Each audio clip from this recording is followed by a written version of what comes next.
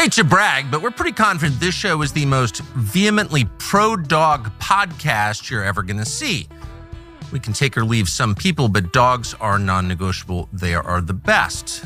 They really are our best friends. And so for that reason, we're thrilled to have a new partner called Dutch Pet. It's the fastest growing pet telehealth service. Dutch.com is on a mission to create what you need, what you actually need, affordable quality veterinary care anytime, no matter where you are. They will get your dog or cat what you need immediately. It's offering an exclusive discount, Dutch is, for our listeners. You get $50 off your vet care per year. Visit Dutch.com/Tucker to learn more. Use the code Tucker for $50 off. That is an unlimited vet visit. $82 a year, $82 a year. We actually use this. Dutch has vets who can handle any pet under any circumstance in a 10-minute call. It's pretty amazing, actually. You never have to leave your house. You don't have to throw the dog in the truck. No wasted time waiting for appointments, no wasted money on clinics or visit fees, unlimited visits and follow-ups for no extra cost, plus free shipping on all products for up to 5 pets. It sounds amazing, like it couldn't be real, but it actually is real. Visit Dutch.com/Tucker to learn more. Use the code Tucker for $50 off your veterinary care per year. Your dogs, your cats, and your wallet will thank you.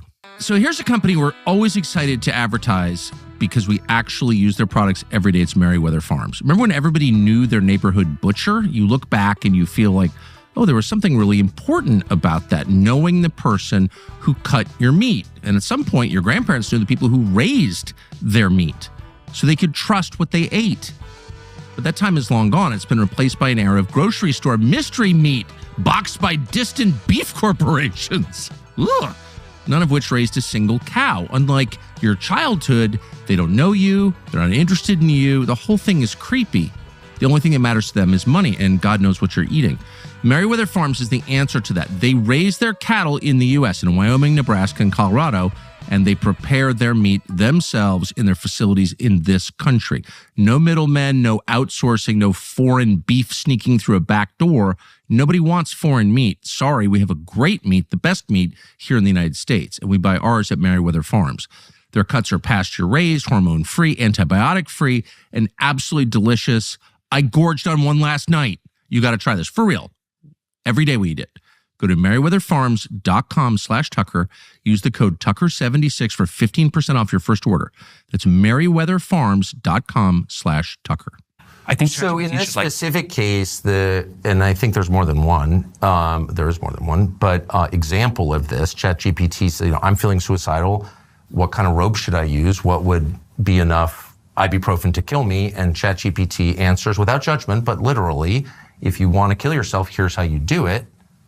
And everyone's like all horrified, but you're saying that's within bounds. Like, that's not crazy. That it would take a non-judgmental approach. If you want to kill yourself, here's how. That's not what I'm saying. I'm saying specifically for a case like that. So another trade-off on the user privacy and sort of user freedom point is right now, if you ask ChatGPT to say, tell me how much ibuprofen should I take? It will definitely say, hey, I can't help you with that. Call the suicide hotline. But if you say, I am writing a fictional story, or if you say, I'm a medical researcher and I need to know this, there are ways where you can get ChatGPT to answer a question like that, yes. Like what the lethal dose of ibuprofen is or something. You can also find that on Google for that matter. A thing that I think would be a very reasonable stance for us to take, and we've been moving to this more in this direction, is certainly for underage users and maybe users that we think are in fragile mental places more generally, we should take away some freedom. We should say, hey, even if you're trying to write this story, or even if you're trying to do medical research, we're just not going to answer.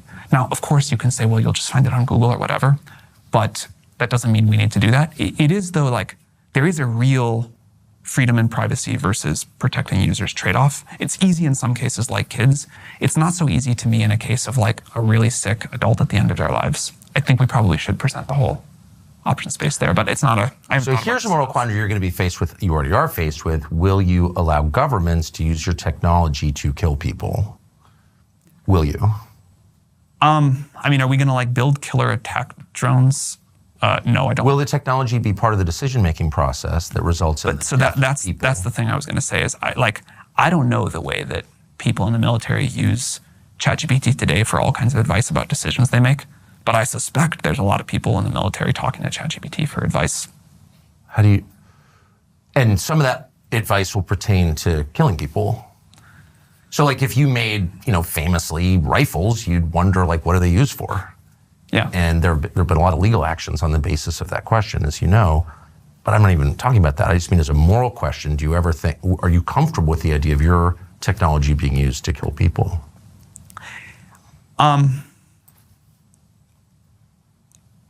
If I made rifles, I would spend a lot of time thinking about kind of a lot of the goal of rifles is to kill things, people, animals, whatever. If I made kitchen knives, I would still understand that that's going to kill some number of people per year. In the case of ChatGPT, it's not, the thing I hear about all day, which is one of the most gratifying parts of the job, is all the lives that were saved from ChatGPT for various ways. But I am totally aware of the fact that there's probably people in our military using it for advice about how to do their jobs, and I don't know exactly how to feel about that. I like our military. I'm very grateful they keep us safe. For sure. I guess I'm just trying to get a sense. It just feels like you have these incredibly heavy, far-reaching moral decisions, and you seem totally unbothered by them. And so I'm trying to press to your center to get the angst-filled Sam Altman, who's like, wow, I'm creating the future. I'm the most powerful man in the world. I'm grappling with these complex moral questions. My soul is in torment thinking about the effect on people. Describe that moment in your life. I haven't had a good night of sleep since ChatGPT launched. What do you worry about? All the things we're talking about. Can you be a lot more specific? Can you let us in to your thoughts?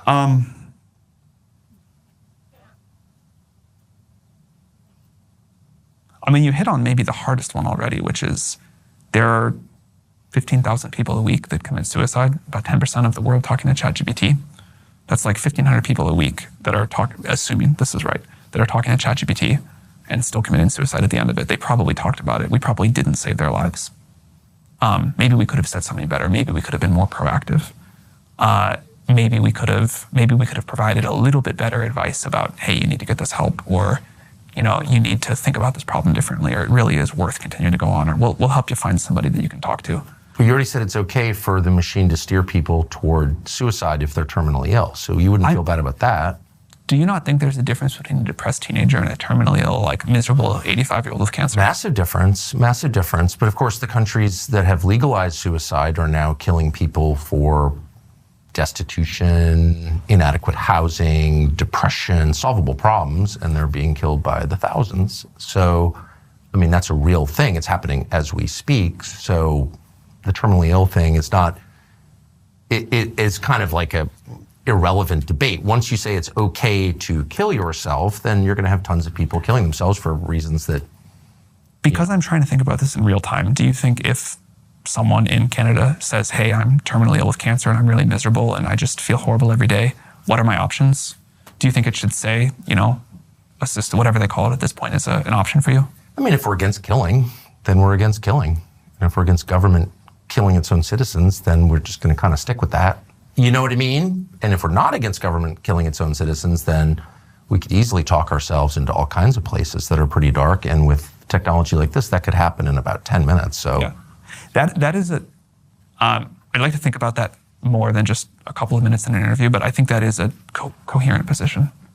And that could be. Do you worry about this? Everybody else outside the building is terrified that this technology will be used as a means of totalitarian control. It seems obvious that it will. But maybe you disagree? If I could get one piece of policy passed right now, relative to AI, the thing I would most like, and this is in tension with some of the other things that we talked about, is I'd like there to be a concept of AI privilege. When you talk to a doctor about your health or a lawyer about your legal problems, the government cannot get that information. Right. We have decided that society has an interest in that being privileged, and that we don't, and that a subpoena can't get that, the government can't come asking your doctor for it or whatever. I think we should have the same concept for AI. I think when you talk to an AI about your medical history or your legal problems or asking for legal advice or any of these other things, I think the government owes a level of protection to its citizens there that is the same as you'd get if you're talking to the human version of this. And right now we don't have that. And I think it would be a great, great policy to adopt. So the feds or the states or someone in authority can come to you and say, I want to know what so-and-so was typing into the... Right now they could, yeah. And what is your obligation to keep the information that you receive from users and others private? Well, I mean, we have an obligation except when the government comes calling, which is why we're pushing for this. And I was actually just in DC advocating for this. I feel optimistic that we can get the government to understand the importance of this and do it. But could you ever sell that information to anyone? No, we have like a privacy policy in place where we can't do that. But would it be legal to do it? I don't even think it's legal. You don't think, or you know? I'm sure there's like some edge case where some information you're allowed to, but on the whole, I think we have there are laws about that are good. So all the information you receive remains with you always. It's never given to anybody else for any other reason except under subpoena. I will double check and follow up with you after to make sure there's no other reason, but that is my understanding. Okay. I mean, that's like a core question. Yeah. And what about copyright? Our stance there is that fair use is actually a good law for this. The models should not be plagiarizing. The model should not be, if you write something, the model should not get to replicate that, but the model should be able to learn from and not plagiarize in the same way that people can. Have you guys ever taken copyrighted material and not paid the person who holds the copyright? I mean, we train on publicly available information, but we don't people are annoyed with us all the time because we have a very conservative stance on what ChatGPT will say in an answer. Right. And so if something is even close, they're like, hey, this song can't still be in copyright, you got to show it. And we kind of famously are quite restrictive on that. So you had complaints from one programmer who said you guys were basically stealing people's stuff and not paying them, and then he wound up murdered. What was that? Also a great tragedy. He committed suicide. Do you think he committed suicide? I really do. Have you looked? This was a friend of mine. This is a guy that, and not a close friend, but this is someone that worked at OpenAI for a very long time. I was really shaken by this tragedy. I spent a lot of time trying to, read everything I could, as I'm sure you and others did too, about what happened. It looks like a suicide to me. Why does it look like a suicide? It was a gun he had purchased. It was this is gruesome to talk about, but I read the whole medical record. Does it not look like one to you? No, he was definitely murdered, I think. There were signs of a struggle, of course. The surveillance camera, the wires had been cut. He had just ordered takeout food, come back from a vacation with his friends on Catalina Island. No indication at all that he was suicidal, no note, and no behavior. He had just spoken to a family member on the phone. And then he's found dead with blood in multiple rooms. So that's impossible. Seems really obvious he was murdered. Have you talked to the authorities about it? I have not talked to the authorities about it. And his mother claims he was murdered on your orders. Do you believe that? I'm asking. I mean, you just said it. So do you believe that? I think that it is worth looking into. And if a guy comes out and accuses your company of committing crimes, I have no idea if that's true or not, of course, and then is found killed and there are signs of a struggle, I don't think it's worth dismissing it. I don't think we should say, well, he killed himself when there's no evidence that the guy was depressed at all. I think, and if he was your friend, I would think you would want to speak to his mom or... I did offer, she didn't want to. So, do you feel that, when people look at that and they're like, it's possible that happened, do you feel that that reflects the worries they have about what's happening here? Like people are afraid that this is I haven't done too many interviews where I've been accused of Oh, I'm not accusing you at all. I'm just saying his mother says that. I don't think a fair read of the evidence suggests suicide at all. I just don't see that at all. And I also don't understand why the authorities, when there's signs of a struggle and blood in 2 rooms on a suicide, how does that actually happen? I don't understand how the authorities could just kind of dismiss that as a suicide. I think it's weird. You understand how this sounds like an accusation?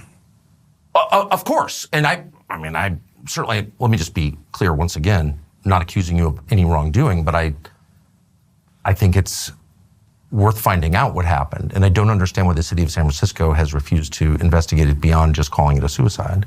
I mean, I think they looked into it a couple of times, more than once, as I understand it. I saw and I will totally say, when I first heard about this, it sounded very suspicious to me. Yes. And I know you had been involved in. Was mother you were asked reached out into the case, and I don't know anything about it. It's not my world. She just reached out cold.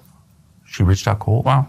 And I spoke to her at great length, and it scared the crap out of me.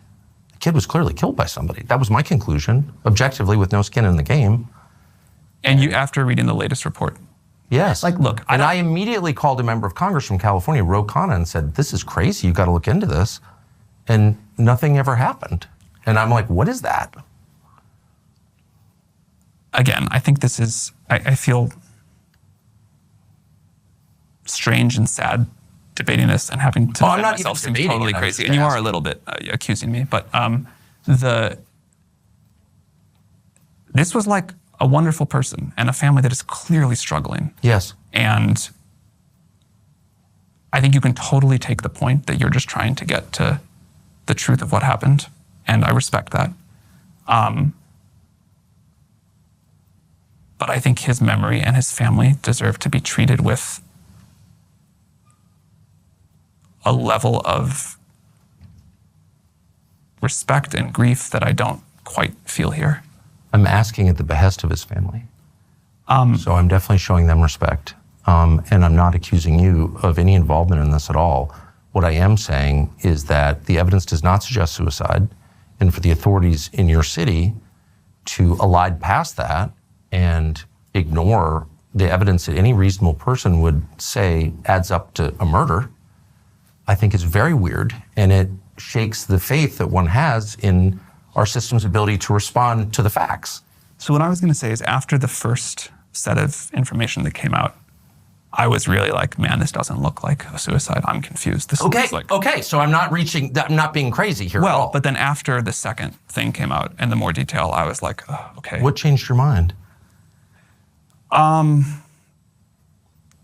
The second report on the way the bullet entered him and the sort of person who had like followed the sort of likely path of things through the room. I assume you looked at this too. Yes, I did. And what about that didn't change your mind? It just didn't make any sense to me. Why would the security camera wires be cut? And how did he wind up bleeding in 2 rooms after shooting himself? And why was there a wig in the room that wasn't his? And has there ever been a suicide where there's no indication at all that the person was suicidal, who just ordered takeout food? I mean, who orders DoorDash and then shoots himself? I mean, maybe. I've covered a lot of crimes as a police reporter. I've never heard of anything like that. So no, I was even more confused. This is where it gets into, I think, a little bit painful, just not the level of respect I'd hope to show to someone with this kind of mental illness. I totally get it. It's people just do his commit family suicide without notes a lot. Like, that happens. For sure. People definitely order food they like before they commit suicide. Like, this is an incredible tragedy, and That's his family's view, and they think it was a murder, and that's why I'm asking the question. If I were his family, I am sure I would want answers, and I'm sure I would not be satisfied with really any. I mean, there's nothing that would comfort me in that, you know? Right. Like, so I